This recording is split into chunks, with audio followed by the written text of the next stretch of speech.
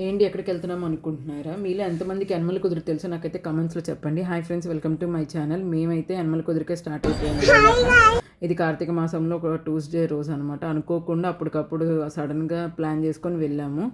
ఇక్కడ మనకి యనమల కుదురు శ్రీ రామలింగేశ్వర స్వామి, పార్వతీ సమేత రామలింగేశ్వర స్వామి మనకి దర్శనం అయితే ఇస్తారనమాట. ఇక్కడ ఈ గుడిలో ఏంటి అని అంటే మనకి వినాయకుడు, సుబ్రహ్మణ్యేశ్వర స్వామి, నాగదేవత, వీరభద్రస్వామి, అందరి దేవుళ్ళు మనకి దర్శనం అయితే ఇస్తారనమాట.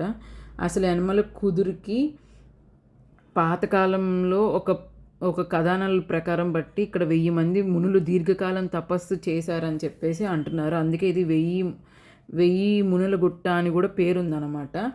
ఇంకా మేమైతే దర్శించేసుకొని ఇంకా బయటకు వచ్చిన తర్వాత రావి చెట్టు కింద ఆంజనేయ స్వామి ఉంటే ఆయన కూడా దర్శించుకొని బయటికి రాగానే మనకి ఇలా పెద్ద ఆంజనేయ స్వామి ఉంటారనమాట.